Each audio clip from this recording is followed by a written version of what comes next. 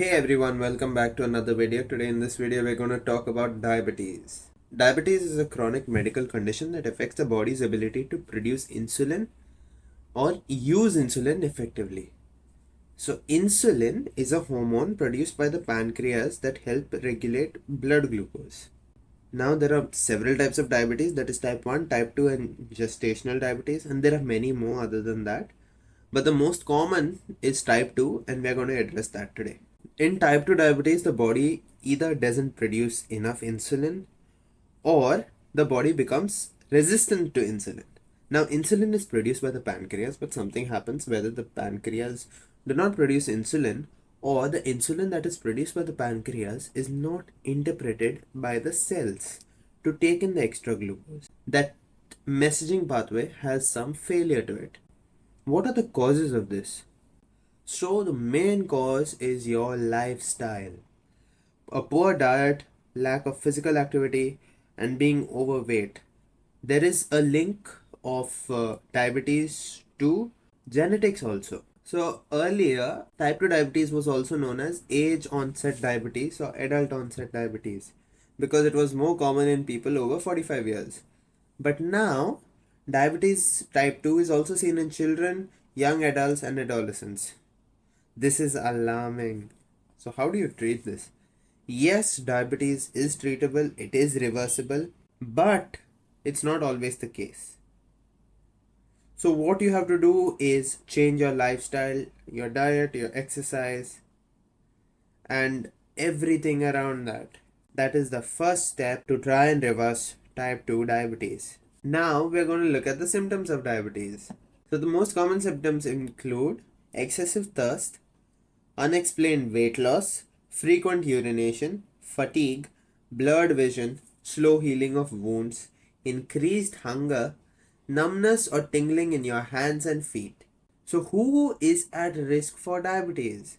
One is those people who have family history of diabetes, obesity or overweight, those that lack physical activity, poor diet, that is a diet high in processed foods, lot of sugar and unhealthy fats, high blood pressure, cholesterol, and an age above 45.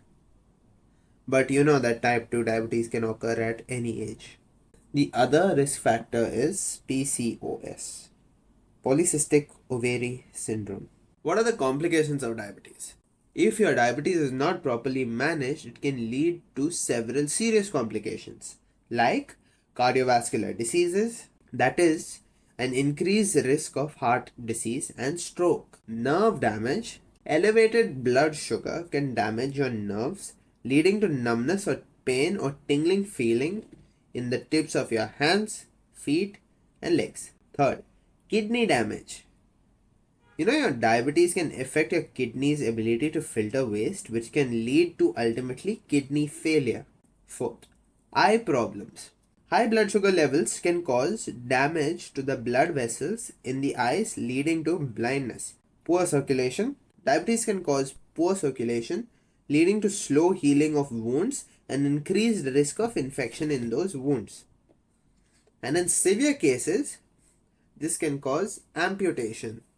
Hypoglycemia, low blood sugar levels, which is often caused due to insulin therapy, which can lead to confusion, dizziness, and even loss of consciousness. Now let's talk about management of diabetes. First is get a checkup by your doctor. Monitor your blood glucose level, so you have to go and get the CGM test done just to check where your fasting glucose levels are and where your post meal glucose are. So this will give you a rough area as in where your body stands. After that, do a HbA1c test. So this gives you the average of the past 3 months. This is one of the most important tests to determine whether you're pre-diabetic, diabetic, or you are not diabetic. Number 2 is your diet. So many of us Indians have meals that are rich in carbs. That is your rice, roti, and we have more of rice and roti and less of all the vegetables, the gravy and the meat and all of that. We have that in less quantity. That is where the mistake is. So now what you have to do is, how much of a rice you're taking, take that much amount of vegetables or a salad and follow the flow of eating. So the flow is, first you have your salad, then you have your proteins. Proteins include your fish, chicken, eggs, all of that. Paneer, tofu, if you're vegetarian. And then you have your carbs. So ideally what I'm going to do first is eat my salad, that is separate, and then eat my protein like one egg or one slice of paneer, and then with my rice, gravy and other paneer, mix it up and eat it like a normal meal, like how you normally do. But the quantity of rice should be less and the quantity of vegetables and your protein should be more. This is what you're supposed to do now. Number 3, exercise. So exercise, why? Because all of this that you're eating, this blood glucose should get used. You sit in one place and eat a lot, your blood glucose is not going to get used, right? So then what are you going to do? Where is this going to go? It's going to remain in your bloodstream and lead to higher blood glucose levels eventually. So you got to use this blood glucose. How you're going to use it? Exercise. You're going to use your muscles. Your muscles need glucose, and your glucose is readily available in your bloodstream, but is not being used, and that's what has given you diabetes. So now, after every meal, like after your breakfast in the morning, you can go for a 10-minute to 30-minute walk. After your lunch, you have to do a 15-minute walk, and after your dinner, and have an early dinner. After your dinner, go for a 15 to 20-minute walk. So 15 minutes after your meal, if you go for a walk, studies show that your blood glucose levels drop. Why? Because your body is actually using the glucose in the blood, and it's just not going waste and just not wreaking havoc in your body. A walk is the minimum thing that you can do after all your meals, but that doesn't mean that you have all sweets and then just go say that I'm going to go for a walk. There's supposed to be control now that you have enjoyed your life and have got diabetes. Number 4, medications. Go visit your doctor and take as the doctor prescribed. Do a proper checkup of your entire body, and whatever the doctor prescribes, follow it religiously. Number 5, manage your stress. Stress increases blood sugar like nothing else. Why? Because when you're stressed, cortisol is released. That is your fight or flight hormone. So for fighting or running away, that is flight, you need energy. So cortisol causes the release of glucose into your bloodstream. But for you, the stress is mental.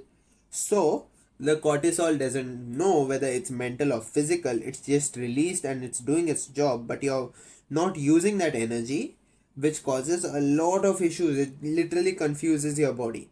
If your blood glucose is not used after some time, cortisol levels will not drop as your stress is still there in your mind, but your body tends to release insulin to curb those glucose levels, to reduce them.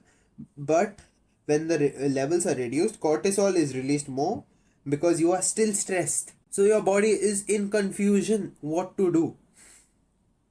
That is why whenever you're stressed, just take few deep breaths.